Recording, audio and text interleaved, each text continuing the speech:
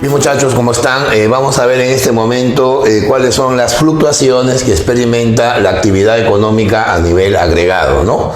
En este caso vamos a interpretar el llamado ciclo económico y lo vamos a enlazar con el fenómeno, una palabra que a veces no nos gusta mencionar, pero que es parte de la realidad económica, que es la crisis, ¿no? Cuáles son las causas de la crisis, las consecuencias, las razones tanto endógenas como exógenas que pueden producir desequilibrios en la macroeconomía de un país. Bueno, en general, el ciclo económico vienen a ser las fluctuaciones, o sea, los cambios recurrentes, o sea, permanentes, pero que no son periódicas. Cuando yo digo que las fluctuaciones no son periódicas, significa que los ciclos tienen diferente duración, tienen diferentes momentos en la historia, digamos, económica de un país y en la historia también mundial, porque dependerán de muchas circunstancias, ¿no? Por eso decimos que la economía plantea que un ciclo son fluctuaciones recurrentes, pero no periódicas, ¿no? Que se van a producir en la actividad económica de un país a lo largo de una serie de tiempo, ¿no? A lo largo fundamentalmente de una etapa en la vida del hombre. Bueno, vamos a afirmar lo siguiente, ¿no? Vamos a decir que los ciclos económicos, ¿ya? Los ciclos económicos se parecen a los sismos, se parecen a los movimientos telúricos, ¿no? Los geólogos, los sismólogos pueden predecir un ciclo, en este caso geológico, pueden predecir un sismo, pero no lo pueden evitar, ¿no? Entonces, igualito pasa también con la, digamos, actividad cíclica de un país. Los ciclos se pueden prevenir bajo ciertas circunstancias, bajo ciertas causas, bajo ciertos parámetros, ¿no? Por ejemplo, si vemos que hay una caída en la inversión de manera acelerada, es un síntoma de que se va a iniciar una gran recesión. Si vemos por ahí que hay un desastre natural que se nos viene como un proceso netamente evolutivo, vamos a prevenir también que la economía va a entrar en una situación muy crítica, ¿no? Por eso los ciclos pueden prevenirse, pero no se pueden evitar, porque se producen al margen de las políticas económicas. Las políticas económicas lo que hacen no es evitar un ciclo, lo que hacen es paliar, o sea, frenar el avance de las consecuencias o los efectos que tiene el ciclo económico, ¿verdad? Sobre todo los efectos devastadores que tiene la recesión, los efectos devastadores que genera una depresión, porque evidentemente son los lados, digamos, negativos, los lados inversos que tiene el ciclo en la economía de un país, ¿no? Bueno, aquí en este gráfico mostramos más o menos cómo actúa, ¿no?, el ciclo económico, cuál es la variación, los momentos. Lo vamos a dividir en 7 etapas. Por si acaso, todas las cifras que vamos a dar son cifras referenciales, ¿no? Basadas en varios textos, basadas en varias investigaciones, sobre todo de la economía norteamericana y la economía inglesa, que son, digamos, las bases para entender la teoría económica mundial. No olvidemos que el 90% de los premios Nobel de Economía son norteamericanos o ingleses, ¿no? Así que vamos a ver de qué manera, respetando otras teorías, podemos esquematizar un ciclo económico.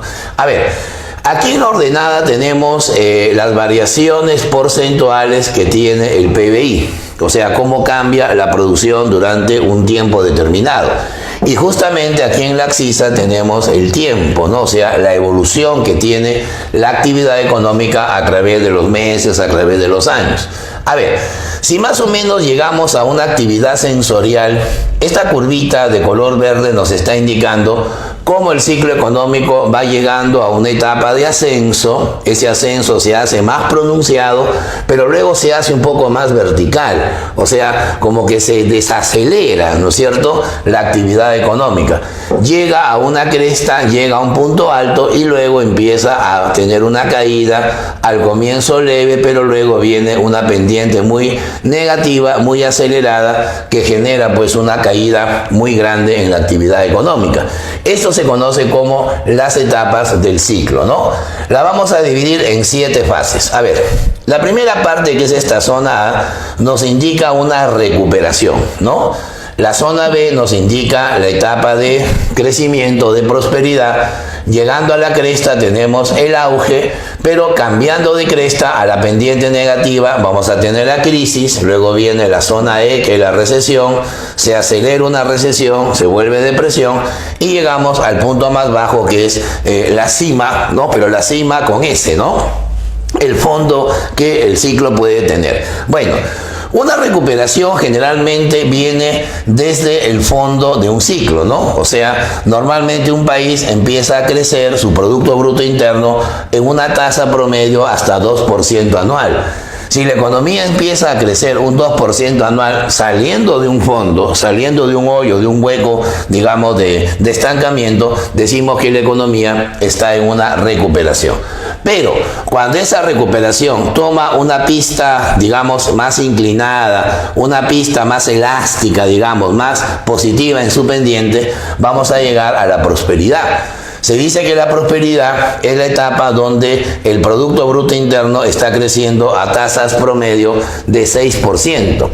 Puede crecer 5,2, puede crecer 7,5, pero normalmente la referencia es tener un 6% de crecimiento, ¿no? Luego viene el auge, que es la etapa C, en donde ya estamos llegando a tasas, pues, que solamente crecen en algunas economías ya muy industrializadas, ¿no?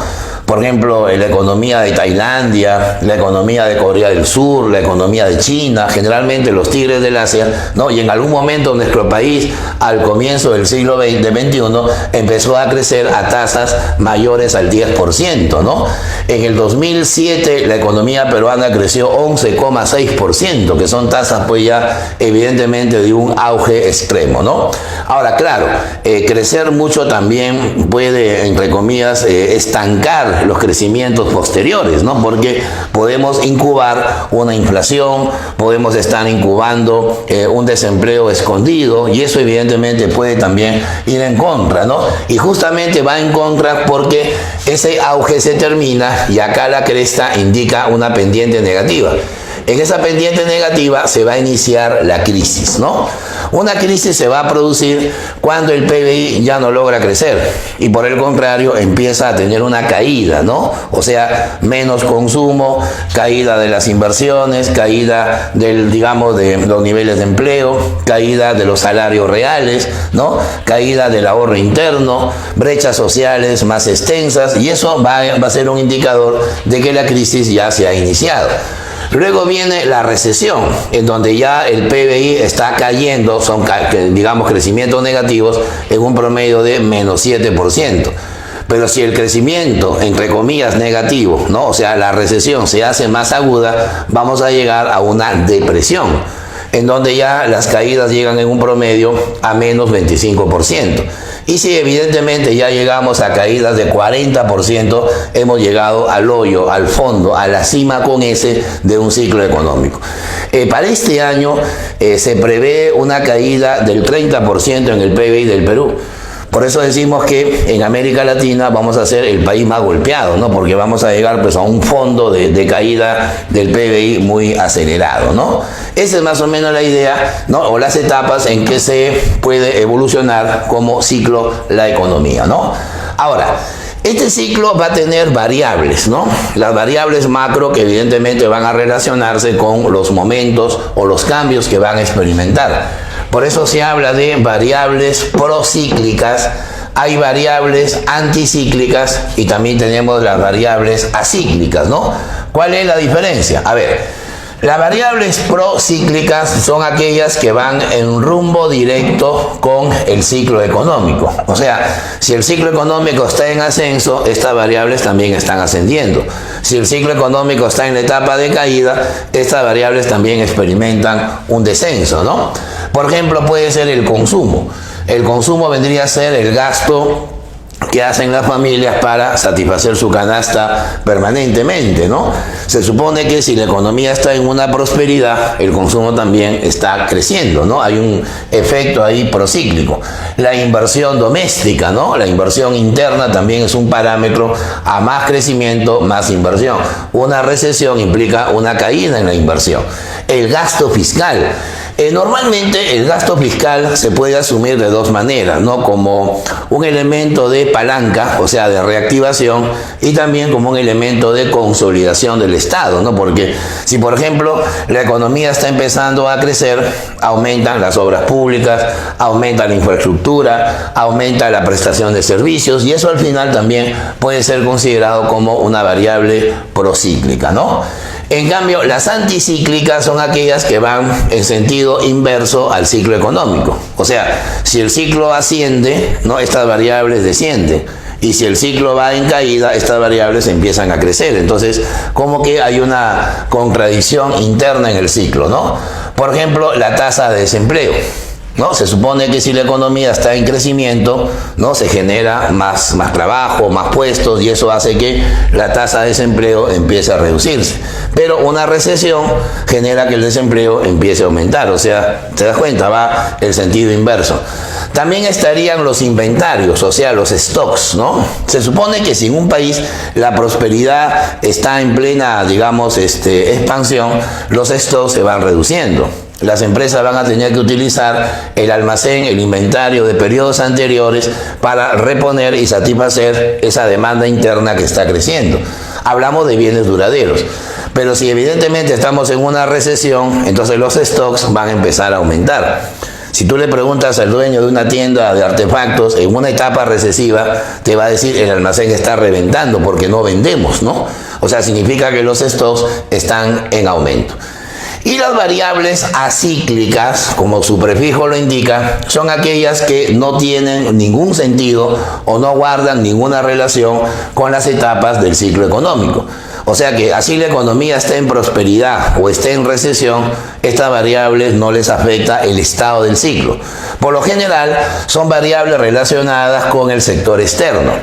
Aunque hay también algunos economistas que opinan que cuando un ciclo económico se hace común y de manera universal, como por ejemplo pasa hoy en este momento en la economía mundial, las variables acíclicas pierden vigencia, ¿no? Este año, por ejemplo, vamos a tener una recesión muy fuerte y las exportaciones ya cayeron casi 25%. Y no solamente acá, China está exportando menos, Europa está exportando menos, Norteamérica exporta menos. Entonces, como que hay una relación, porque ya la teoría tiene un límite cuando ya la pandemia sanitaria se vuelve también pandemia económica, ¿no? Ahí hay un efecto ahí nada relacionado. Bueno, pero por lo general las exportaciones dependen de otras variables, más allá de lo económico, como también el endeudamiento externo de un país. A ver, la teoría económica moderna sostiene que los ciclos económicos tienen una cierta vigencia o duración con la variable tiempo, ¿no? Joseph Kitching fue un economista francés que anunciaba que las economías por lo general están acostumbradas a tener ciclos de 2 años y medio hasta 3 años, ¿no? De ahí vienen los llamados ciclos menores, que son los más comunes que se dan en la economía mundial. Cuando un ciclo económico de expansión, crecimiento, crisis, recesión dura hasta 2 años y medio, 3 años, se puede llamar que son ciclos comunes, ordinarios o ciclos menores, ¿no? Otro francés llamado Clemente Juglar, por eso se llaman ciclos de Juglar, hablaban de los ciclos mayores, ¿no? En donde la inestabilidad económica es más frecuente. Ya el ciclo económico no va a tener una vigencia de 30 meses, sino hasta de 8 años. O sea, imagínate un país que pueda pasar por 8 años de recesiones, de expansiones. Esa es una inestabilidad un poco más frecuente, ¿no? Y los prolongados que ya se dejan pues para economías explosivas, las llamadas economías de guerra, en donde se tiene ya una crisis estructural. Son ciclos que pueden durar hasta 50 años. El análisis de estos ciclos los hizo un sociólogo llamado Nikolai Kondratiev, ¿no? Eso lo hizo luego de la Revolución de Octubre, ¿no?, en 1917, y casi toda la década de los años 30 este ruso se encargó de entender cómo la prosperidad podía durar 20 años, pero una recesión 30 años, ¿no? Toda la prosperidad de 20 años, en 30 años la recesión la estancaba absolutamente.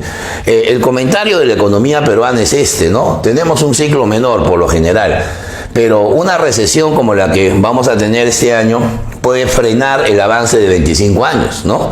El Perú ha tenido desde 1995 más o menos una etapa de recuperación, consolidación, expansión y auge, ¿no? Pero esta caída pues es muy acelerada, ¿no? Si el PBI hubiese caído 1%, 2% no pasaba nada, pero el efecto de caer 30 o 40 es un efecto multiplicador que evidentemente se va a manifestar en la duración del ciclo, ¿ya? Bueno, justamente el inicio de un ciclo negativo se conoce como la crisis, ¿no?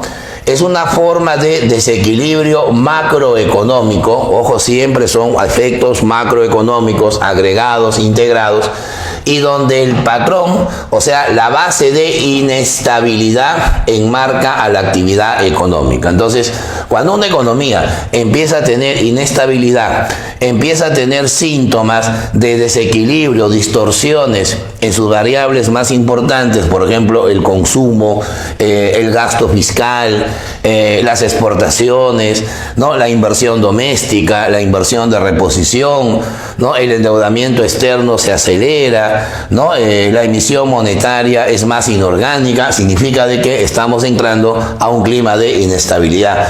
Por eso la crisis también la podemos definir así, mira, una cosa más simple. Vamos a afirmar que es un cambio de prosperidad a descenso, ¿no? O sea, de felicidad a tristeza, ¿no? De un crecimiento sostenido que puede llegar hasta un aje, podemos empezar pues a llegar a caídas, digamos, muy aceleradas en el PBI, ¿ya? Los economistas sostienen que las crisis se deben a dos causas, ¿no? Hay causas que se llaman endógenas, o sea, causas internas, causas domésticas, y las exógenas, que son externalidades que la economía no puede, digamos, controlar, pero sí la puede controlar en la decisión de los gobiernos, ¿no? O sea, cómo se enfrentan factores externos a la economía, eso lo hacen las políticas económicas. Por eso decía, las políticas económicas no pueden evitar un ciclo, pero sí lo pueden prevenir. Ahí está la diferencia, ¿ya? Bueno, causas endógenas de la crisis. A ver, tenemos primero la sobreproducción, de ahí tenemos la subproducción, de ahí tenemos la sobrecapitalización y la que los marxistas explican bastante para los países capitalistas, que es el subconsumo, ¿no? Hay que tomar en cuenta eso. Pero también hay un parámetro adicional que, bueno, acá se sobreentiende, también dependerá de la raíz económica. Porque no es lo mismo analizar las causas de la crisis en un país industrializado que en un país primario dependiente, ¿no? Hay una diferencia ahí económica muy grande. Bueno, la sobreproducción es la crisis mundial por naturaleza, ¿no? Es un estoqueamiento económico, o también se llama insuficiencia de la demanda, ¿no? O sea, la demanda agregada no corresponde a la excesiva oferta que hay. Por eso se habla de una sobreproducción. Una sobreproducción genera estoqueamiento, genera, o sea, acumulación de inventarios, genera, digamos, una deflación que es más perjudicial que la inflación, y eso arrastra, pues, evidentemente, al quiebre de empresas, al cierre de los negocios, quiebra financiera, etcétera. Palabra que se usa mucho en historia, el crack, ¿no? El famoso crack económico. ¿Cuál es la sobreproducción que más se conoce en la economía mundial, aparte de la que estamos viviendo en este momento, ¿no? Es la crisis de 1929, ¿no? La crisis de 1929 reflejaba lo que era, pues, el estoqueamiento excesivo, ¿no? Que tuvo como epicentro, pues, a los Estados Unidos, ¿no?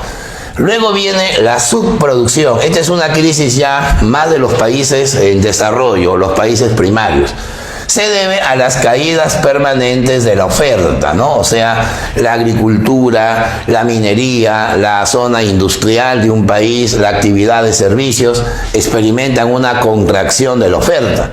Y eso a la vez implica que hay escasez de bienes en el mercado. Y la escasez de bienes en los mercados va a generar, pues, un proceso de inflación por demanda, ¿no? Que a la vez genera una crisis monetaria, una crisis de consumo y de poder adquisitivo, ¿no? O sea, es todo lo contrario a la sobreproducción.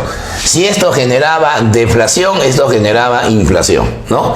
Si esto revaluaba la moneda, esta devaluaba la moneda, ¿está bien? Y luego también los teóricos a partir de la posguerra dicen que también la crisis se puede deber a un exceso de inversiones, ¿no? O sea, digamos el sobredimensionamiento de la inversión bruta que puede ocasionar un exceso de activos, de capacidad instalada. Bueno, lo decimos en términos más simples, eso se llama sobrecapitalización. O sea, empresas que aumentan su capacidad instalada, por decir, llenan de máquinas un negocio, pero exceden la capacidad de consumo. Entonces, ¿de qué me vale tener tanta infraestructura si no va a funcionar?